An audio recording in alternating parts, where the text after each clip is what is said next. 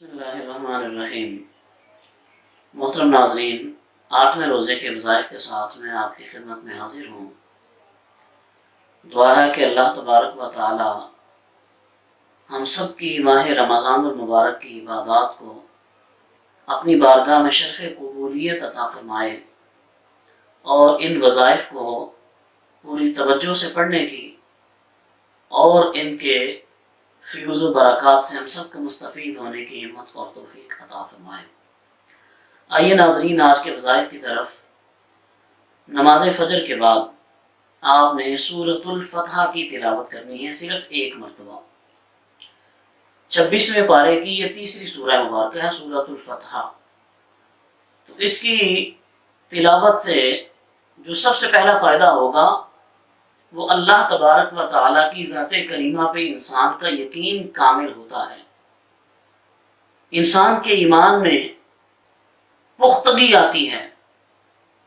और इस सूरह मुबारक की तिलावत का दूसरा फ़ायदा ये है कि हुज़ूर नबी करीम सल्लल्लाहु अलैहि वसल्लम की मोहब्बत का फैज़ान आता होता है।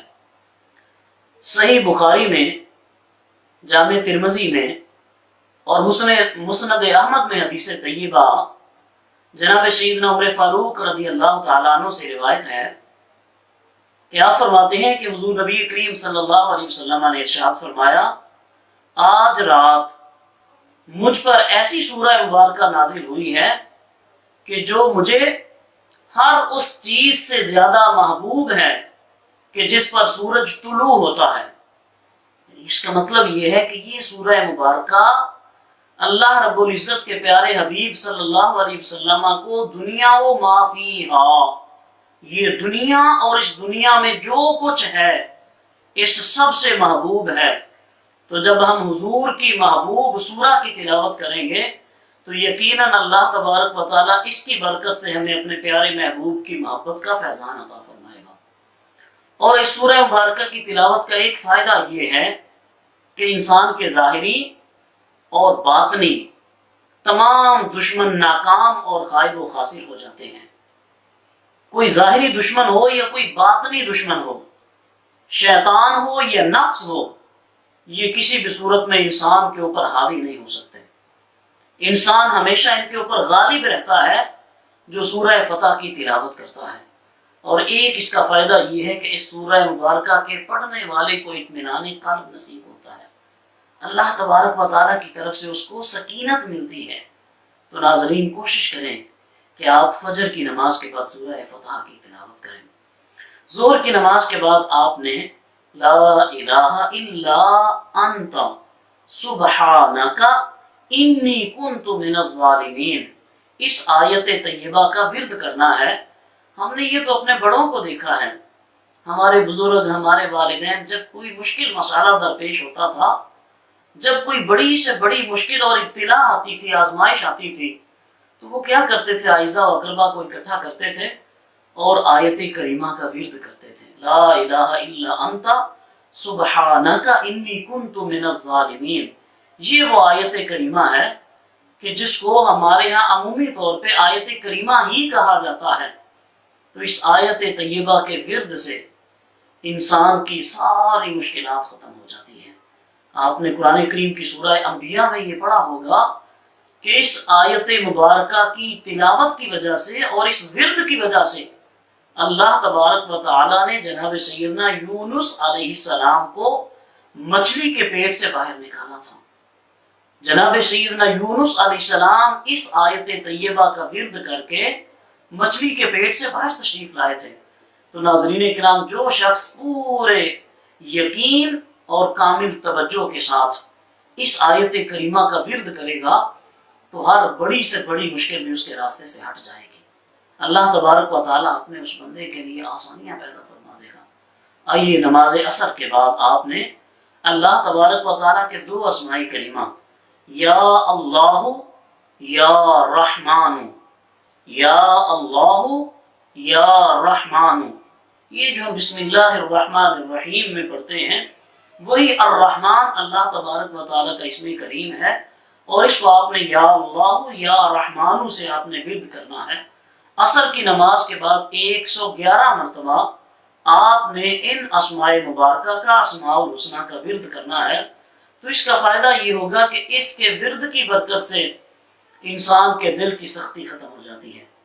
لوگوں کے بارے میں آپ کے دل میں جو شکوک و شبہات ہوتے ہیں، کدورتیں اور نفرتیں ہوتی ہیں، کسی کے بارے میں آپ کے دل میں کوئی بات ہے بیٹھ جاتی ہے، وہ نکلتی ہی نہیں ہے، تو جب آپ اللہ رب العزت کے اسماء کریمہ کا ذکر کریں گے آپ کا دل صاف ہو جائے گا، آپ کے دل کو اخلاص مل جائے گا، طمانینت مل جائے گی، اللہ رب العزت آپ کے دل میں نرمی پیدا فرما دے گا، لطافت مل جائے گی، آپ اپنے عزیز و اقربا کے لیے آپ بڑے رحیم بن جاؤ گے، آپ ان کے لیے بڑے لطیف بن جاؤ گے، رقیق القلب بن جاؤ گے۔ کوشش کریں آپ اس کا ذکر کریں تاکہ اللہ تبارک و تعالیٰ آپ کو دوسرے لوگوں کے لیے محبت کرنے والا بنا دیں۔ اور اس کا ایک فائدہ یہ ہوگا کہ یا اللہ یا رحمان کے ورد سے انسان کی غفلت ختم ہوتی ہے، انسان بعض اوقات غافل ہوتا ہے، غفلت میں اپنا وقت گزار دیتا ہے۔ یہ جو غفلت ہے، نماز میں غفلت ہوتی ہے، آپ کے اپنے اوراد میں وظائف میں غفلت ہوتی ہے، آپ کے اپنے کام کاج میں سستی اور کاہلی ہوتی ہے، تو اللہ رب العزت کے اسماء کریمہ کی برکت سے آپ کی ساری غفلتیں دور ہو جائیں گی، آپ کے اندر ایکٹیونیس آ جائے گی، اللہ رب العزت آپ کو بیداری عطا فرمائے گا، آپ کے اندر جذبہ پیدا ہوگا۔ اور خاص طور پہ ان ناظرین کے لیے یہ اسم کریم میں اسپیشلی خصوصی طور پہ عرض کروں گا کہ جن کا حافظہ کمزور ہوتا ہے، کوئی بات یاد کرتے ہیں بھول جاتی ہے، سبق یاد نہیں ہوتا طلبہ و طالبات کو، اور کوئی بات یاد کی جاتی ہے، گھر سے کوئی بات کہتے ہیں راستے میں جا کے بھول جاتے ہیں، کوئی کام کھا جاتا ہے بھول جاتے ہیں۔ حافظے کی کمزوری کا مجرب علاج ہے، یہ بڑا کامل اور بہترین نسخہ ہے۔ یا اللہ یا رحمان عصر کی نماز کے بعد اور پھر مغرب کی نماز کے بعد آپ نے حسبنا اللہ و نعم الوکیل، یہ آیت طیبہ کا حصہ ہے، سورہ آل عمران کی آیت نمبر 173، حسبنا اللہ و نعم الوکیل، اور اس کے بعد علی اللہ توکلنا۔ یہ جامع ترمذی کی حدیث طیبہ سے کلمات میں ماخوذ ہیں، علی اللہ توکلنا۔ جناب سیدنا ابراہیم علیہ السلام کو جب نمرود نے آگ میں ڈالا، ناظرین آپ جانتے ہیں کتنی بڑی آگ تھی، آسمان کی بلندی تک اس آگ کے اوپر سے کوئی پرندہ نہیں گزر سکتا تھا، جل کے نیچے گر جاتا تھا۔ تو جب اللہ کے پیارے خلیل جناب سیدنا ابراہیم علیہ السلام آپ کو اس آگ میں پھینکا گیا تو آپ نے یہی آیت پڑھی تھی، حسبنا اللہ و نعم الوکیل۔ اللہ رب العزت نے اس کی برکت سے اس آگ کو جناب سیدنا ابراہیم علیہ السلام کے لیے گلزار بنا دیا تھا۔ تو یہ اس آیت طیبہ کا، اس ورد کا یہ فائدہ اور اس کی برکتیں ہیں۔ جنگ احد کے موقع پہ ابو سفیان حضور نبی کریم صلی اللہ تعالیٰ علیہ وسلم کو یہ چیلنج کر کے گیا تھا کہ ہم اگلے سال بدر کے مقام پہ آئیں گے اور معاذ اللہ مسلمانوں کا نام و نشان تک مٹا دیں گے۔ کریم آقا صلی اللہ تعالیٰ علیہ وسلم اور مسلمانوں تک جب یہ بات پہنچی تو اللہ رب العزت کا قرآن بیان کرتا ہے، قالوا حسبنا اللہ و نعم الوکیل، تو سب نے یہ کہا کہ ہم اپنے رب پہ، ہمارا اللہ ہمارے لیے کافی ہے اور وہ بہترین کارساز ہے۔